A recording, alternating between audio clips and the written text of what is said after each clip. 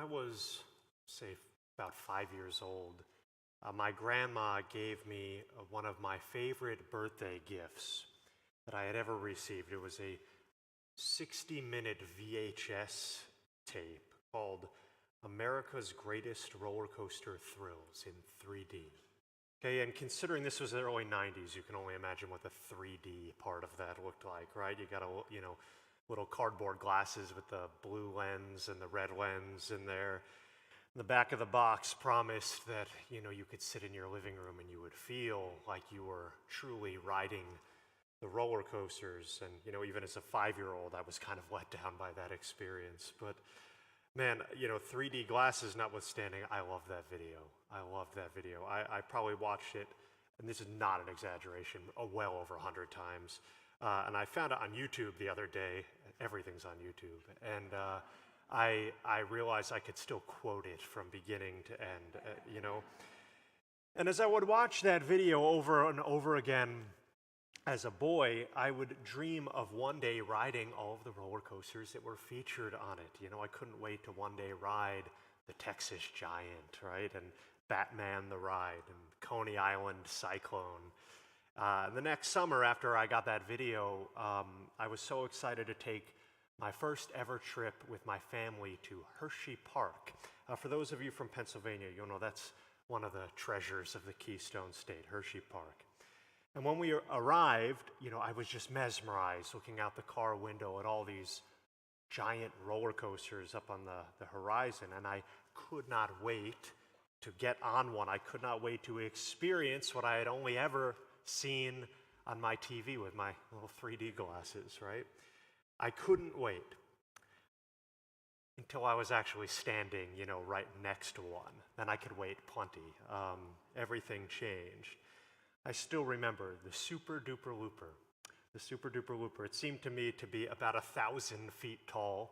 I watched it over and over again as the trains would come down that hill, filled with screaming passengers, and just, careen into this loop that seemed to me physically impossible, and then disappear into this black hole of this tunnel.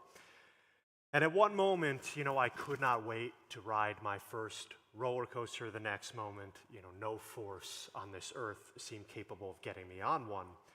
But I'm sure a lot of you know how this story goes because you've been there yourselves. You've been there when you were little too. I stood in front of the Super Duper Looper, tearing up in nervous terror for probably an hour. Every time my dad tried to pull my arm and get us to stand in line, I would assure him, I just need to watch it go one more time.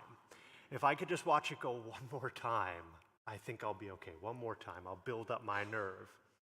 And he told me I would be okay. I would not fall out. I wouldn't die. In fact, it will even be fun, he said. And eventually I was convinced to ride under the compromise that I could just close my eyes the entire time.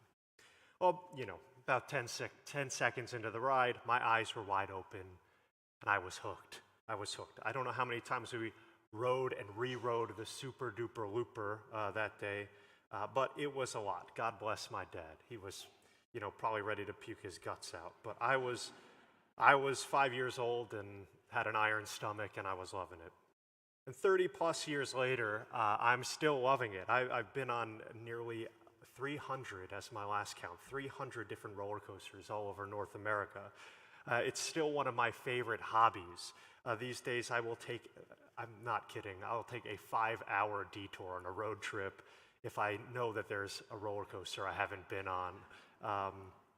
And I'll tell you what, I've not been afraid of a roller coaster in a long, long time. One of my favorite things actually these days is the occasion when I get to ride one with someone who is afraid, with someone who's maybe even never been on one before. We're climbing that lift hill up into the heavens, staring at that mess of twisted track and drops and loops, everything coming up ahead. I've got my hands up, right? I've got the biggest smile on my face, and the person next to me, of course, looks like they're about to die of terror. I get a perverse pleasure from that. And it's one of those times, I think, when you realize how the same exact thing can elicit two totally different reactions from two different people, right? One person is excited, on the edge of his seat, joyful anticipation. The other person is about to pass out, right? And if I'm being honest, I think it's also an example of how the same exact thing can elicit two totally different reactions from the same person. I think of my 5-year-old self slowly, clicking up that first hill of the Super Duper Looper, terrified at what I was looking at, dreading what was to come. And now I look at that same exact thing, hasn't changed, but I've changed. See it now with a sense of giddy excitement because I know it's going to be awesome. And I think that's the message of our gospel today. I think that's our gospel today. Here, Jesus, in this gospel, he presents the image of something terrifying, okay? Much more terrifying than a roller coaster. It's an image of the end times, right? Dramatic signs in the heavens, the roaring of the seas, the unrest of nations. Scary stuff. Jesus says that many people will see all of these things happening and they will literally die of fright. That's what he says. They will die of fright in anticipation of what is coming. And on the other hand, others, and this is what he's urging his apostles to be a part of this other group, others will stand upright, stand aright with their heads held, raised high in the air, knowing that their redemption is at hand. So you see kind of two groups, terrified and anticipating what is to come. Okay, obviously two totally different reactions, two very different reactions to the exact same events, right? So what's the difference? What would lead someone to react one way and not the other? Well, to put it simply, one of the groups of people sees what's happening, sees these events, the signs in the heavens, the tumult of the nations, the violence of the oceans. They see all of these things as a sign of impending death, right? Bodily and spiritual death. Bodily, because of course, flesh and blood are probably going to be no match for widespread civil unrest and war and natural disasters. And spiritual death, because all of these frightening events are a sign of something even more frightening to come, which of course is a final judgment, a final reckoning. And to those without faith, a final death. The other group, of course, sees all of the same exact events in a totally different way. These are not signs of death. These are signs of life. They're signs of hope. They're signs of future glory. They may still appear scary. Indeed, they do still appear scary. But they are indicative of something awesome to come. The same events being viewed by two totally different perspectives by different groups of people. In fact, you can even imagine that some of those people who were standing with their heads held in the air, anticipating what was to come, maybe not long ago, they would have been the same people dying of fright. But not anymore, because of their faith in Jesus. Now they see things differently. We live in a scary world, huh? I think that's probably fair to say. We don't necessarily have to imagine cataclysmic end time scenarios like those that play out in our gospel reading today. They seem to be playing out all the time, right in front of our faces, right? These are not suppositions of fantasy. They are, unfortunately, more or less a grim reality. Wars are being fought all over the earth. We're all very aware of that. Even in our own country, there is no shortage of civil unrest. It always seems just about ready to boil over. Every time you turn on the news, there's a hurricane flooding a city, or a tornado sweeping over a town, or earthquake leveling an entire region, or some disease that they can't seem to get under control. And then never mind, just the things that we see every day, murder, abuse, corruption, the things that we almost become numb to. Okay, we've seen that before, but we see these horrible things every single day. And some people see all of this, and perhaps unsurprisingly, despair. You almost figure, how could you not, right? You see all this stuff, you despair. might say, all this effort that we've put as a society into progress, all these things that we've built, all these ways that we've tried to control the world around us, it's all just falling apart. Every time I turn around, it's all just falling apart. At the surge of a wave, or at the marching of a mob, or at the firing of a weapon, everything can just come crashing down. And everything we've built, all the progress we made, it can all just come crashing down. It can all come undone in the blink of an eye. And that's a scary thing. To look at all the evil and hardship we see in the world and to see it as a sign of hopelessness, of despair, of death, that is a scary thing. But that is not how we're called to see things as Catholics. As Catholics, we're called to look around and see all of these same things. Now, we're not in a fantasy world. We don't see things that other people don't see. We're seeing all the same stuff. We are called to look at all those things and to see them as a sign of what we know to be true, and that is that this world, this present reality, this is not our home. As Jesus himself says, Satan is the ruler of this world. Our broken nature has a stranglehold over us sometimes. We are not yet in paradise. We strive to make paradise, the glory of heaven, reflected on earth, but we ain't there yet. We are not there yet.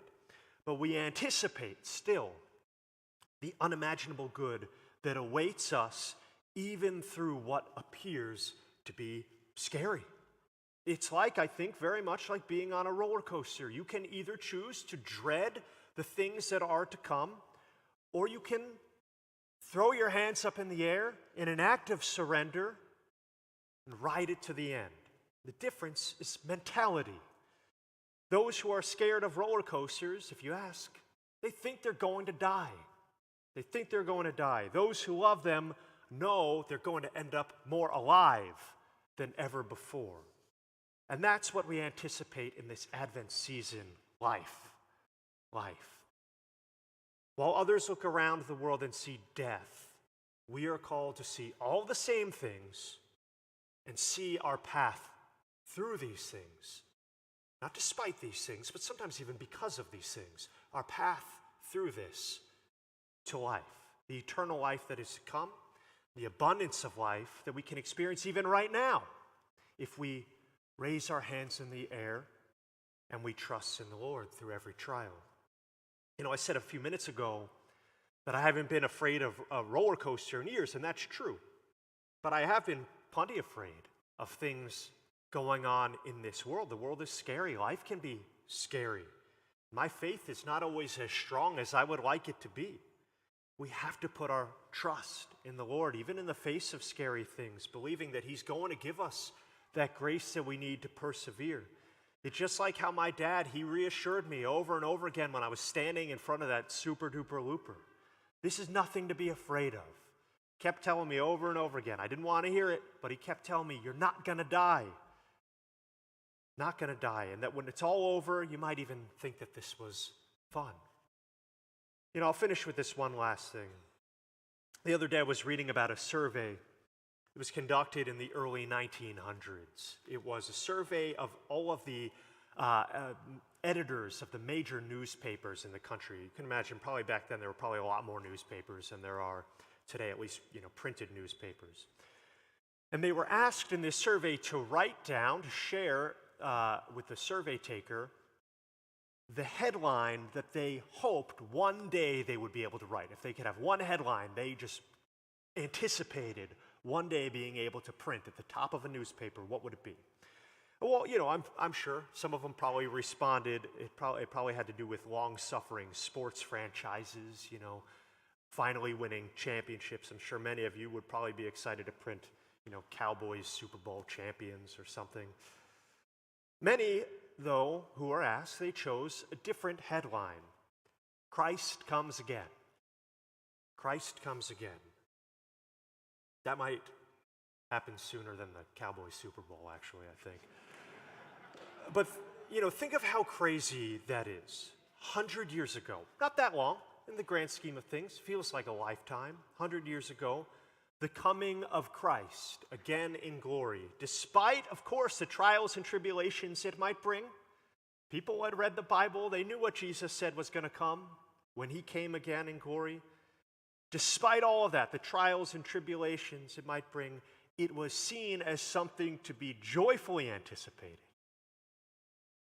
Would it be seen the same way today? Be asked that question, the same question today. Would we see it with the same point of view? Similarly, at times in our own lives, maybe meeting Jesus, the prospect of meeting Jesus face to face at the end of our time on earth sounded like a terrifying thing, an unimaginably and intimidating thing. Today, can we see it differently? Can we see it differently through the lens of faith? Can we see it differently?